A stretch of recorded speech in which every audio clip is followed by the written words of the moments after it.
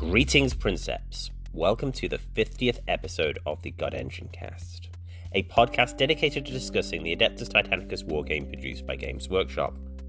In this week's show, I'm going to be discussing the new Loyalist book with my occasional co-host, Lucas.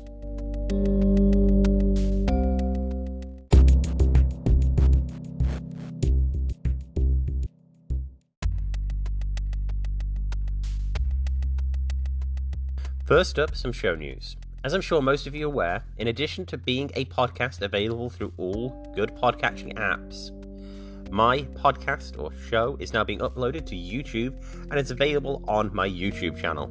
Very much like the early days of the podcast here, I am still getting used to YouTube and I've still got a lot of ways to go before I'm producing really slick content.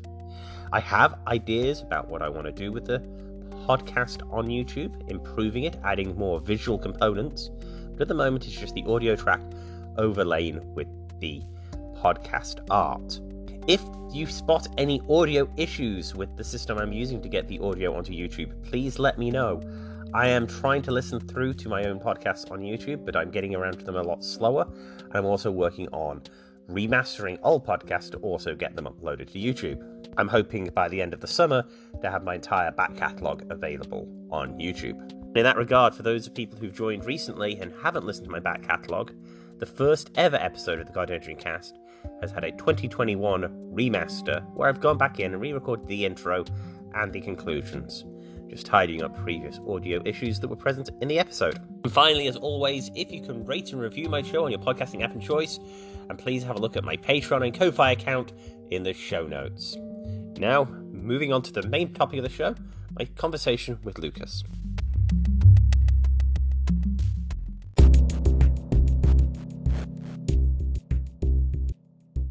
So anyway, let's talk about the new Loyalist book.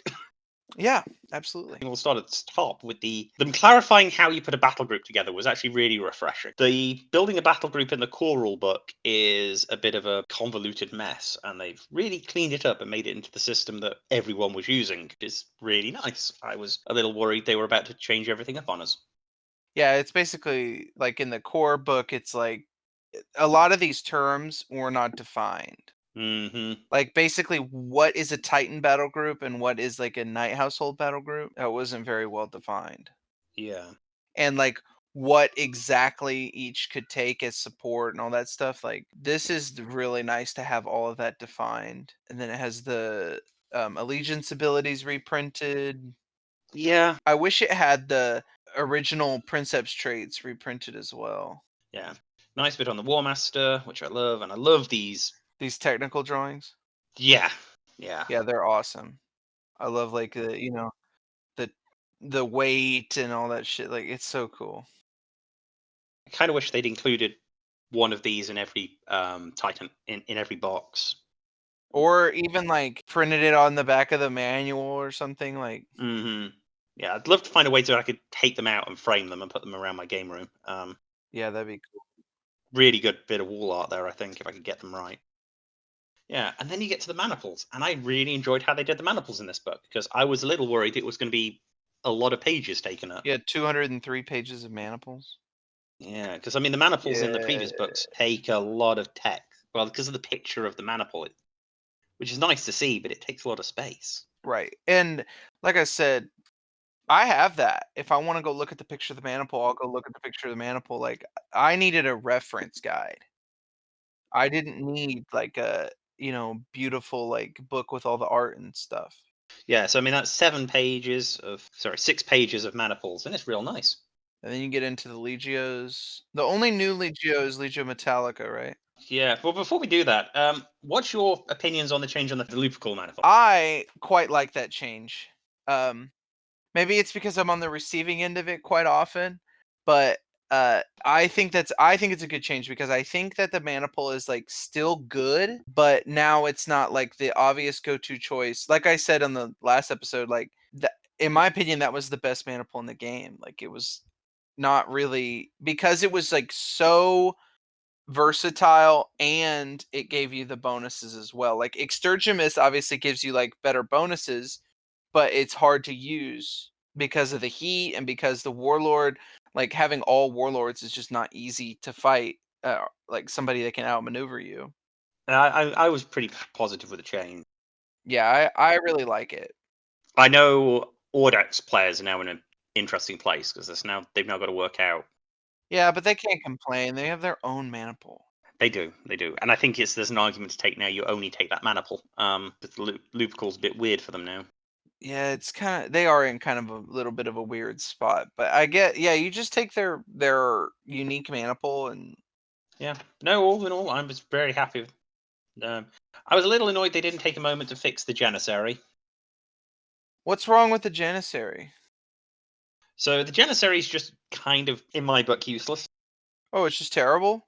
Yes, you can activate another banner near your Titan in the movement phase.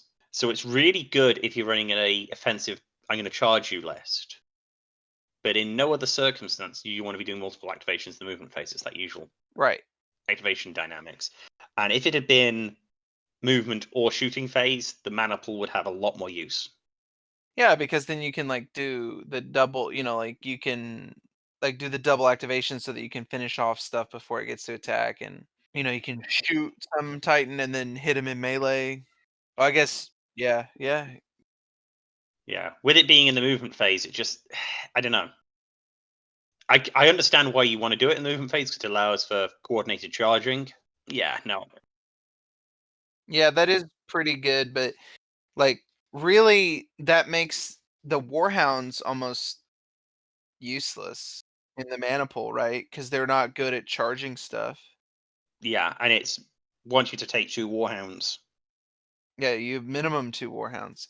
I just think there's way better ways to take 2 Reavers and 3 Warhounds and then some Knights.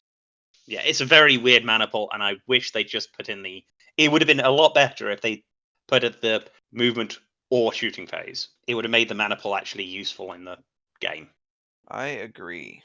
But yeah, I did like the mana pools. Did they change anything but the Lupercal? Bloomscore was the only real change. It's the only one they put in the FAQ. I haven't actually compared them, but I think that Yeah, I'm at this point relying on other people and Games Workshop in the FAQ. If I see a difference now, I'm going to presume that it was an unintentional mistake. Okay, so and then I think we're ready to move on to mana pools. Legios? Legios, yeah, that's what I meant. This is the only new Legio is the Legio Metallica, right? And then they got some changes. Yeah, I mean, I just wanted I love the little boxes they put on every Legio. Right, like the title and the their warden, the domain. Yeah.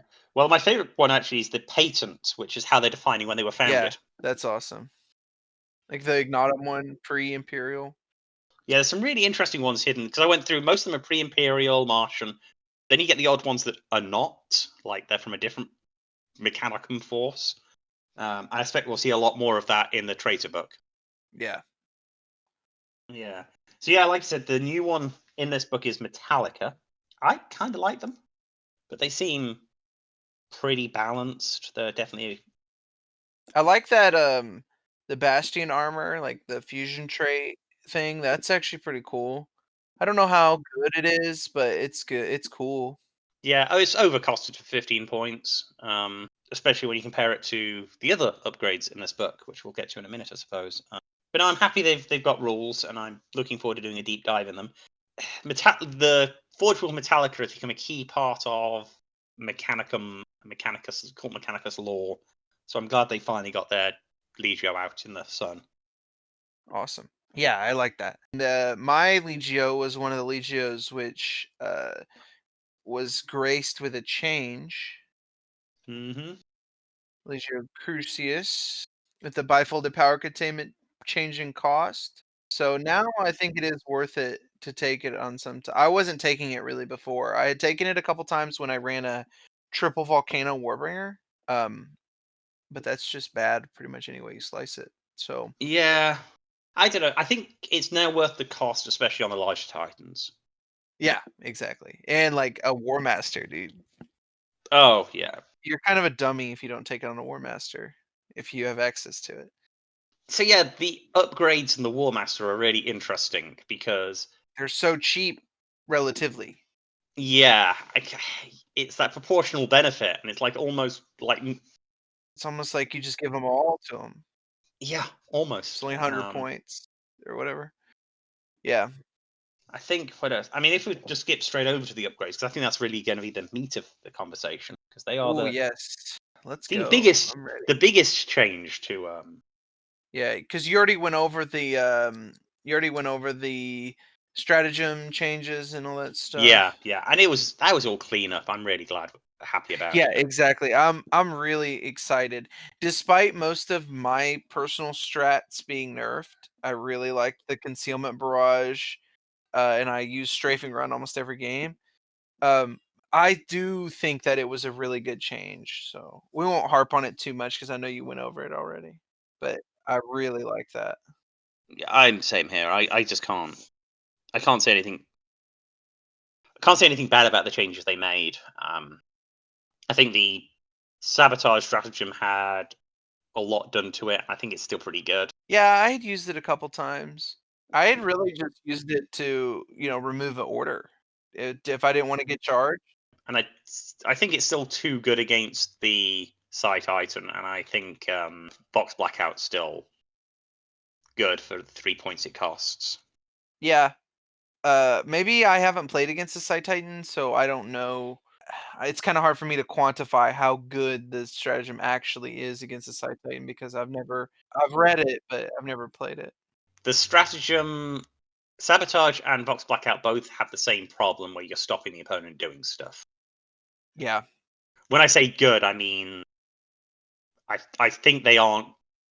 I don't think they're the greatest stratagem to play in a game that you want to have, where both players are going to have absolute fun the whole time. Right. Just shutting your opponent down is not a super fun game mechanic. Yeah, yeah, yeah. Both of those stratagems, I think, are going to be ones that I have to look at restricting in events. I think since they're one use, they're not too bad. Yeah, but it's one of those things. It's like but if you're at an event and you've got 5 games, so that's a maximum of 25 turns. So they're gonna stop one of those 25 turns of actions on effectively your best Titan if it's thrown on you've got a small Titan list. Yeah, but it's not about like the best Titan. It's just that whatever they need it to do at that time. Like I said, I play it on Reavers really often because they're gonna charge me, and I don't like that. Yeah, I mean for the my issue with the Vox Blackout still is the not allowing first turn stratagems if it's played before you get your cards down, and my issue with my issue with the sabotage stratagem is stopping the Psi Titan having active psychic powers. Yeah, because the Side Titan's so expensive, it really needs to do its thing every time. Yeah, and if because you take it away after the person's successfully cast it, they already have the risk of it not happening and taking the penalties if it fails. You're then taking it away from them. You think maybe the Side Titan should be like immune to sabotage, and there should be another stratagem that like basically affects the psychic powers? Yes. Like that it's harder, maybe not just takes them away completely, but um like the new war gear, the null emitter, it could be like a stratagem that's like kind of like that.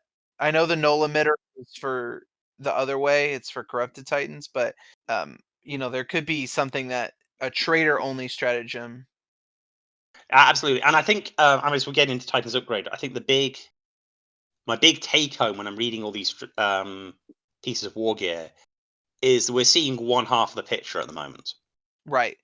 And we still haven't seen the corrupted titans, so like we have all this stuff that affects them, and then nothing. Like we have no frame of reference on what that even really does.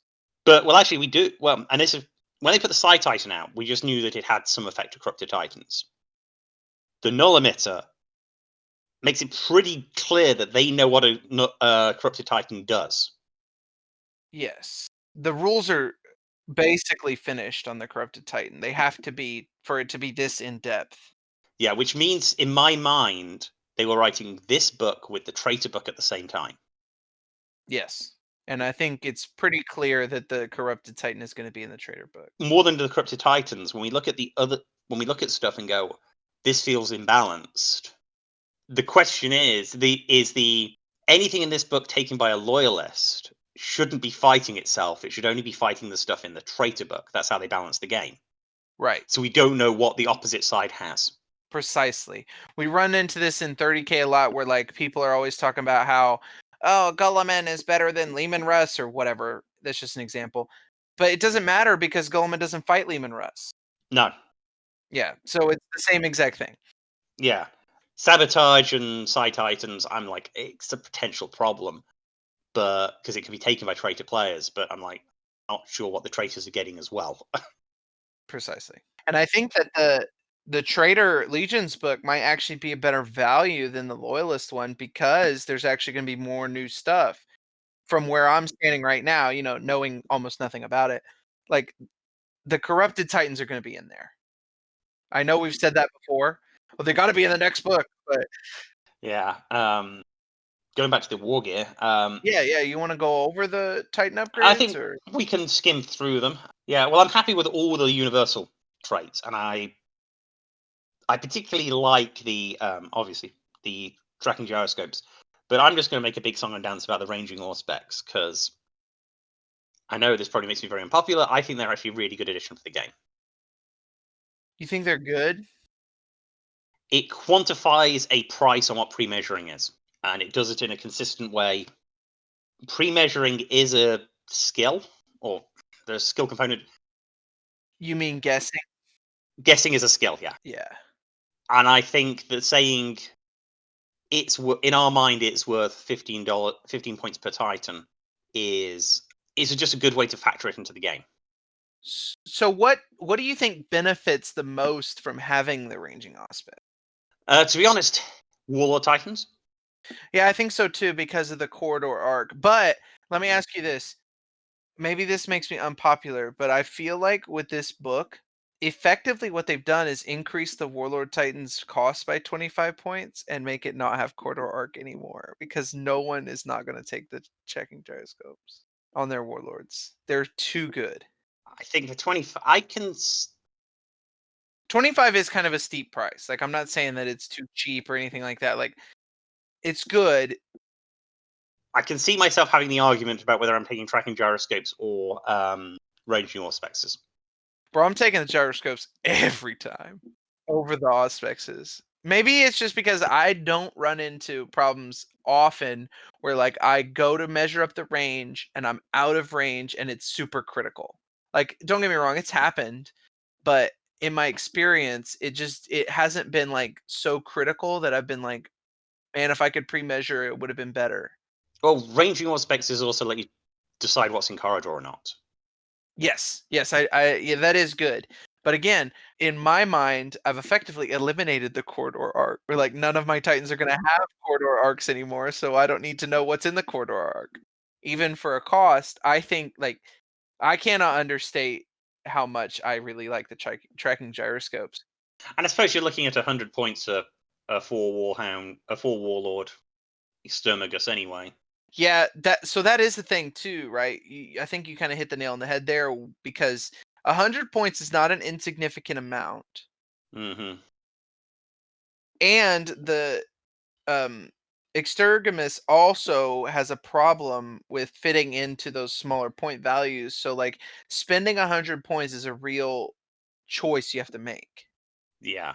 I mean, it means you're not going to take any support in that list. Yeah. Yeah, it's... You could do three Warlords and then... well, it depends on what points you're playing, obviously. Yeah, 1750. I mean, that's 3 Warlords, tracking gyroscopes on all of them, and then another Titan. Maybe not even that much. My Warlord's like 500. Oh, gosh. And then that's plus the tracking gyroscopes. So I'm like there, basically. I don't really have a lot of room. I'd rather, if I was going to play 1750 with Extergimus, I'd probably just kit the Warlords out more. And I know it's keep putting eggs in the same basket, but... Yeah. Yeah. Which, if you do that, I quite like the Bastion shielding. Yeah. It's the other universal. It is only once per game, though. Yes. And I find that on the Warlord, it's less useful. I think the Bastion shielding on the Warhound is really kind of the play. Yes. Because that first time you get hit with that like real bad hit, that real big hit of weapon, whatever, how many dice, you're going to be like, all right, I'm using the shielding because one push can put you into the orange on Warhound. Yeah, it's particularly useful anytime you're going to form squadrons. Mm-hmm.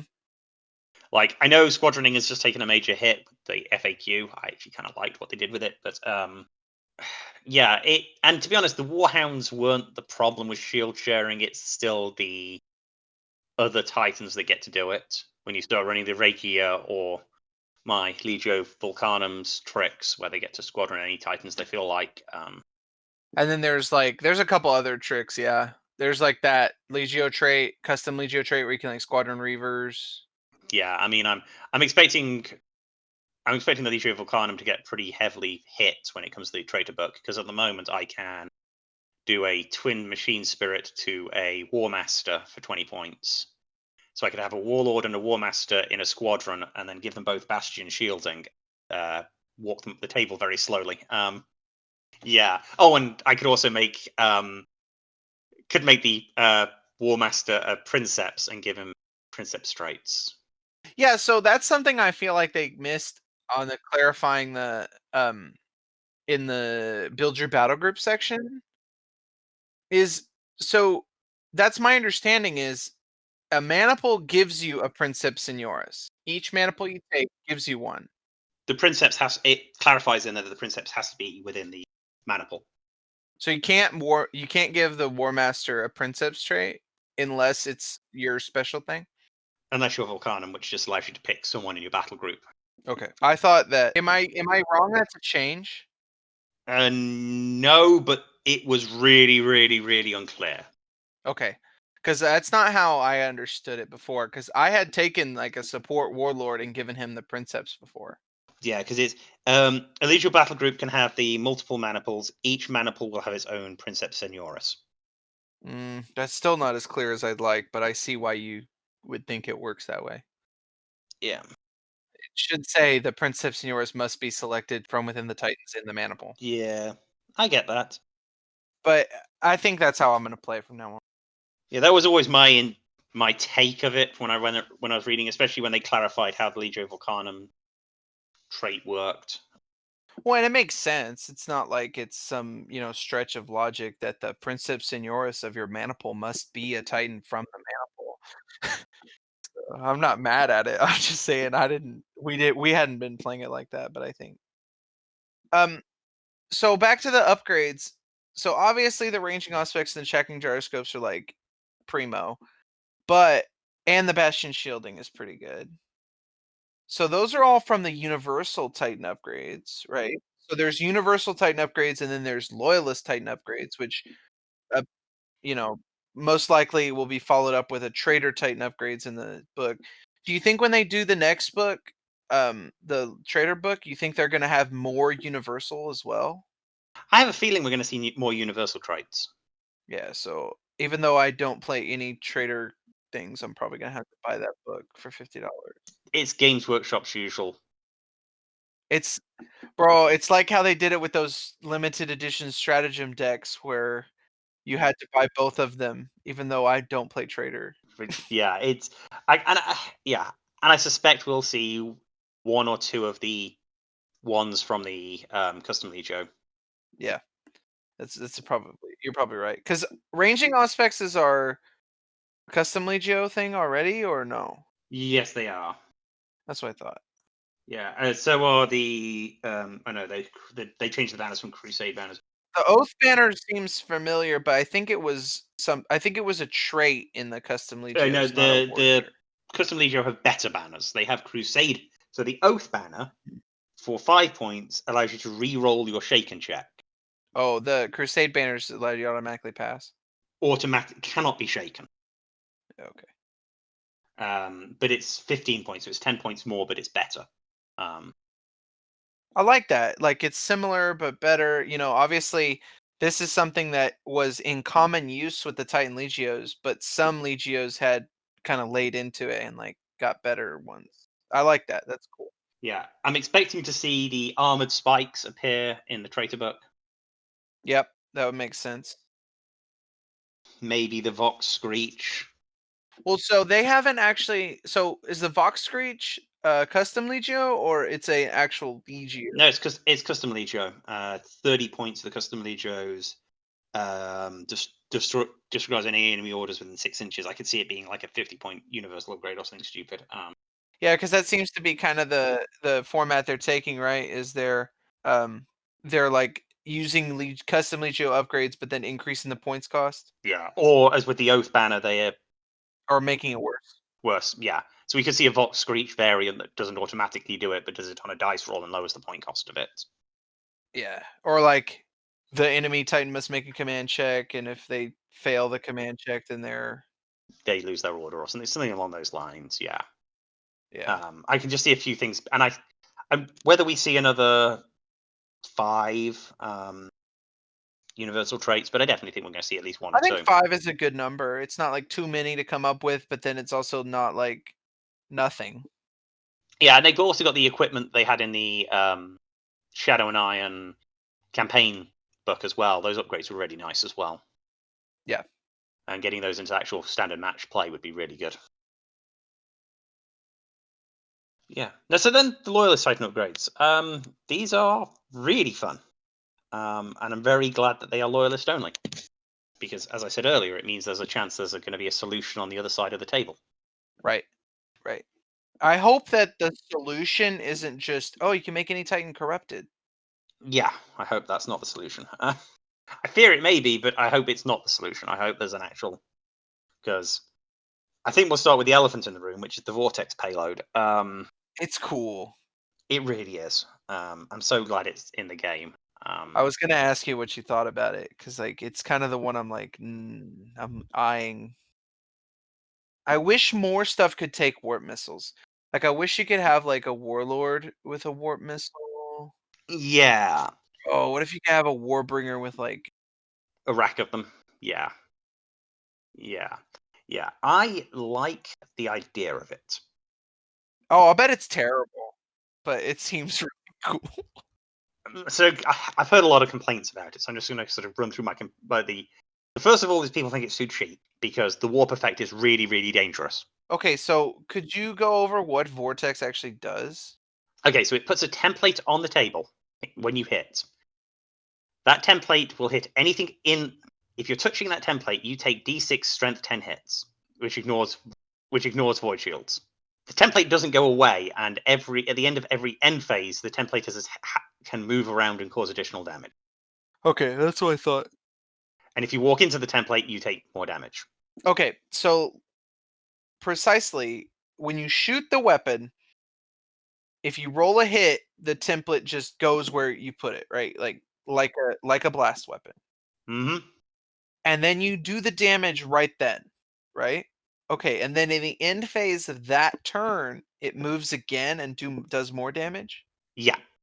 So in the first turn, it basically does damage twice in the round, in the whole turn. There's a chance it will disappear, and like if you roll it's a hit, there's a chance it fades away. But yeah, no, in all likelihood, it's going to at least do 2 turns. It also gives up that reverse slot. This is the thing; it's like so swingy though, because it's one shot.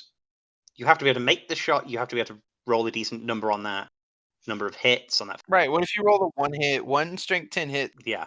Kinda. And it's not terrible, but like you could have just hit him with this. Like, there's a couple stratagems that do strength 10 hits, right? Or not anymore.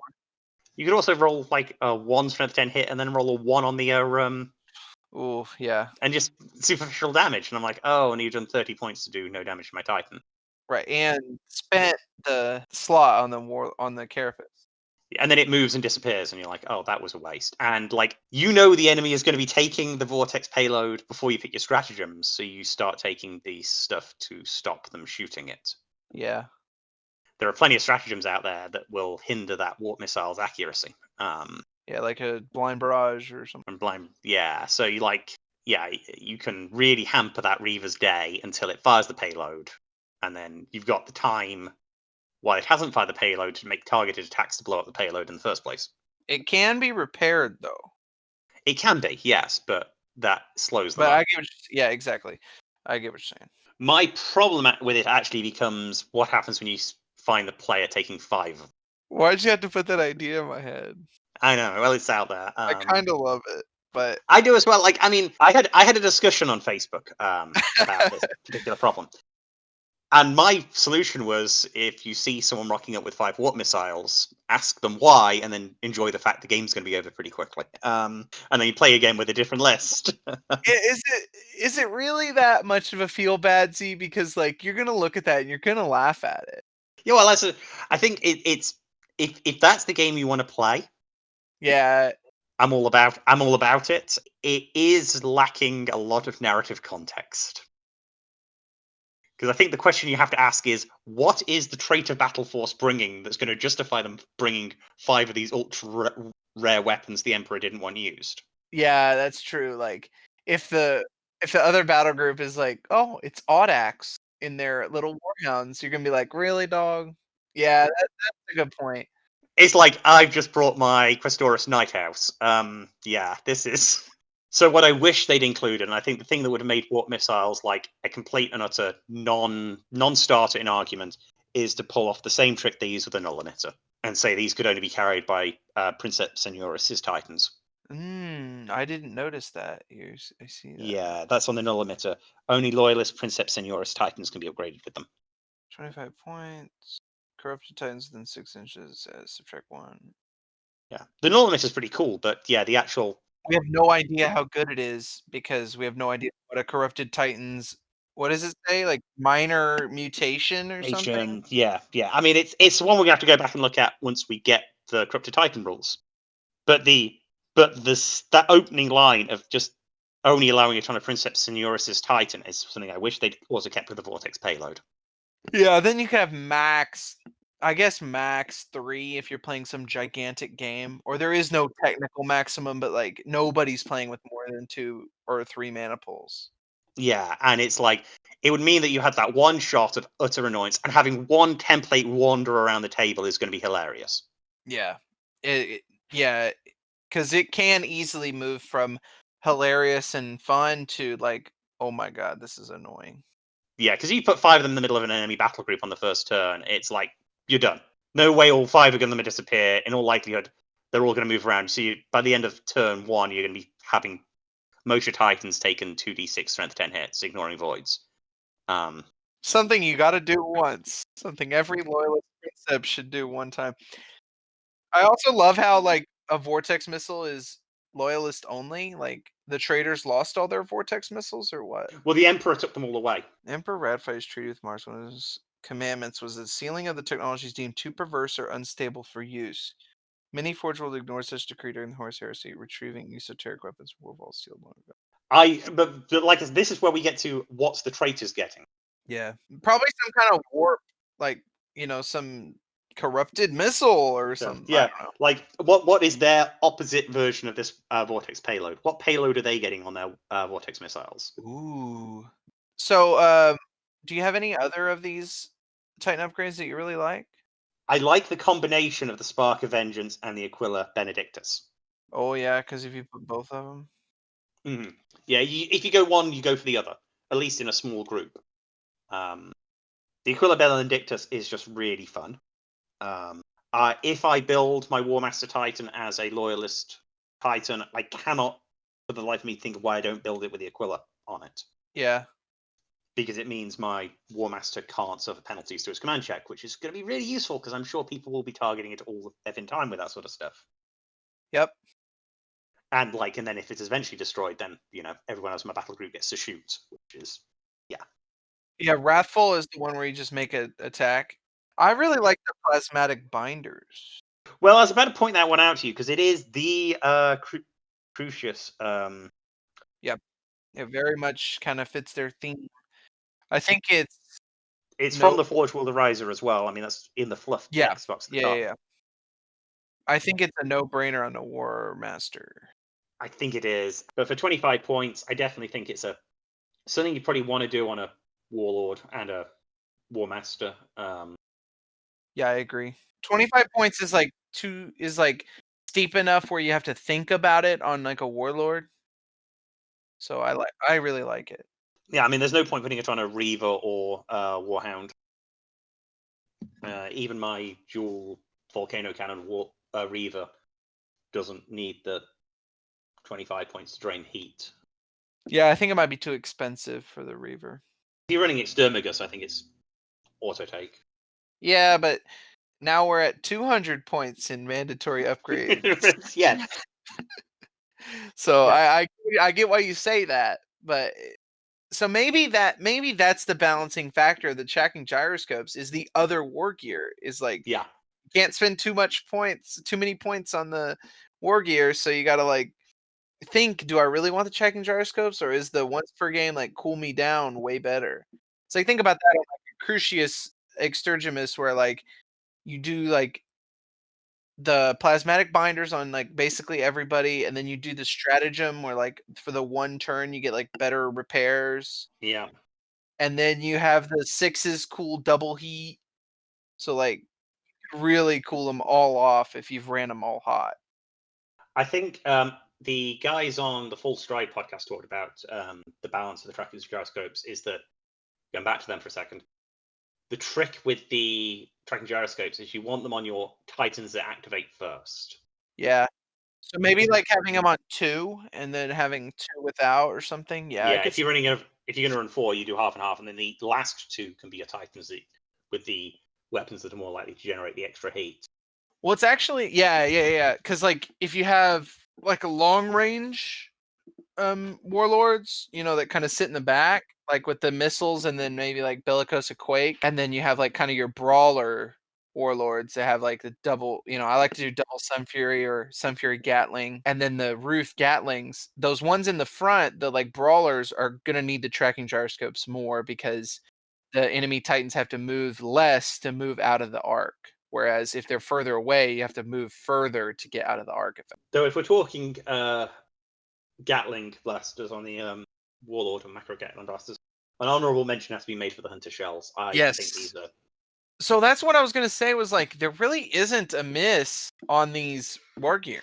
Like the war gear are all At the moment, the miss is the null emitter, but that's only because we've got no clue what it does. right. Yeah, I didn't consider that. But all the war gear is like really good or really cool at least. Some of it's like kind of usefulness is maybe, you know, like the Oath Banner is like I don't really think that's very useful, but I don't run very many knights, but it's only 5 points. The Universal Titan Wargear can be taken by any Titan. So right. Brought up again the Full Stride guys. So if you're running a Knight Household, taking support Titans with Oath Banners is really fun. Yeah, that'd be cool. I know. I think there's a really good place for them in the right list, but you got to be running a lot of knights. Yeah, and like I said, 5 points. Like I said, I don't really think they're super useful for what I play, but for 5 points, I can't say that they're not any good just because they're so cheap. I like the Hunter Shells, but I also think they're a little overpriced for what they are. Yeah, they're expensive. 5 times the points, 5 points per dice value. Yeah, so both the weapons that can take them are both 30 points.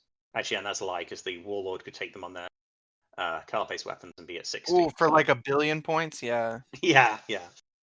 Which makes that probably makes the biggest miss, because the Hunter Shells are just a little too awkward to put in. Yeah, they're really expensive. I like them, but they're not bad. I don't think like it has to be ordnance. Yeah, so it has to be. There's only there's only the 3 weapons in the game with them. I mean, if they come up with some sort of ordnance weapon for the Warhound, which wouldn't be surprised if they did something eventually. I think, you could start arguing that it would fit well on a Warhound. You get it for 20 points. It'd be interesting to do an ordnance for the Warhound, like 4-barrel. Just like a tiny Gatling. Ooh, like a little 3-barrel, Johnny. A 3-barrel, yeah, cool. 3-barrel, yeah. 3 dice. Yeah, I think that'd be cool.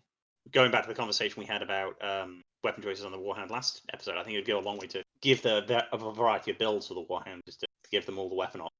Or maybe like a one-shot ordnance gun. Mm-hmm. That's like, like a bigger cannon. Yeah. That's like strength 8 or 9 or something. Oh, I just realized there is the other weapon that could take them as well, is the But that missile launcher on the War Master, the Relevator. I don't know if that might be an oversight. They seem like they're supposed to be for Gatlings. Yeah. But that actually might not be a bad place to put it because of the low dice value, right? It's only 4 dice. Yeah, that's not too bad. Like I said, I think that might be an oversight because it seems like it's supposed to be for like a gun, but I'm not mad at it. Whatever. No, actually, its dice is 3, so it'd be 15 points. Oh, it's 3 dice? Mm-hmm. Car-pace, concussive, limited for ordnance. +1 to hit at long range. That's it, over 24. Only have... That actually has a place, because you could spend 15 points on it and then get that. The enemy shields drops, and then you can basically guarantee that you're going to be able to land 3 strength 8 hits to a location. Yeah. 15... It's the same problem with the Gatlings is like once per game, it's kind of steep for once per game. Yeah. But I think with the that Relevator missile launcher, you're only going to be getting into that position once per game anyway. Because you've only got the 4 shots with it anyway. I think that's... Yeah, that's a good point. And especially if you end up doing something like a split fire order on the Titan. So it's only going to fire off that one weapon at that one Titan anyway. So I think it's a... Yeah, you're not going to get a ton of like good, hits with the Revelator, right? You're not going to get like a ton of turns where that's like really clutch. Yeah. So I think having a 1-use upgrade on it's not too bad.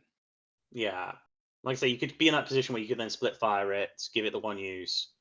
Yeah. And then you could go off and shoot that person you just knock around. Because even with it being concussive, like you're going to be the hit and you're going to make sure you're going to hit his weapon.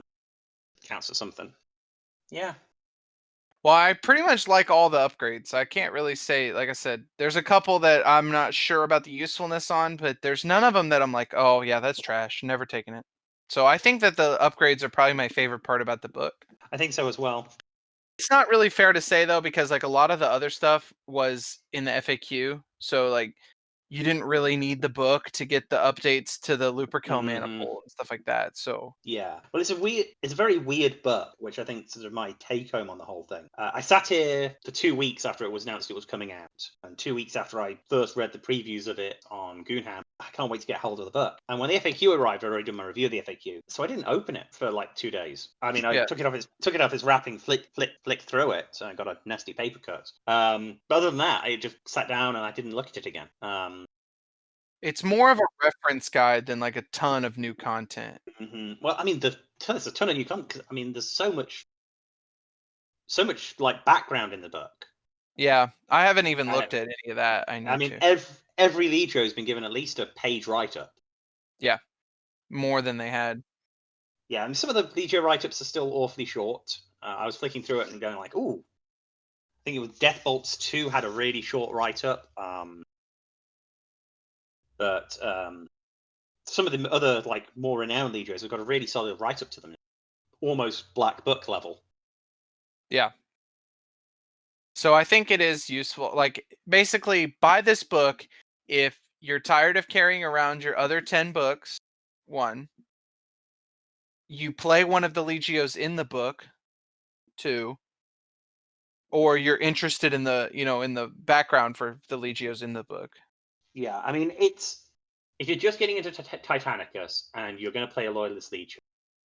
Book, you need this book, you need the rule book, and that's it. And that's almost it, unless you want some of the stuff from the other books, like the campaign rules or something like that. Like, but it's not. I wouldn't say it's like quote unquote required, like this one almost is. Yeah, I mean, I think if you're just getting into the game, it's better to go out and hunt eBay to get the open war card deck than just play the campaign stuff. I would agree, because the open war deck is legit.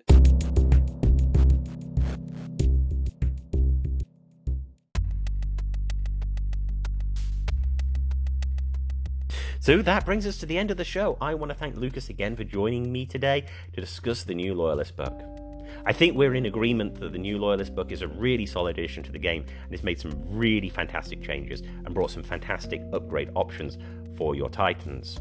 I feel like we spent most of the time discussing those upgrade choices, but really that's where the bulk of the new content in this book is. And that's not a bad thing. The consolidation of material was much needed for the game, and it's made a one-stop shop for new players, which is something we really needed. I'm eagerly awaiting the release of the Traitor Legions book, and I think it's going to bring some really fun options and hopefully some responses to some of the bigger concerns we have with the Loyalist book. But I think that is the end of this show. Next show we're going to discuss the Legio Salaria. I'm going to do a deep dive and look really deeply at the lore presented within the new Loyalist book and compare it with the previous material published by Games Workshop. So until then, I wish you all a very good week, and I will speak to you next time.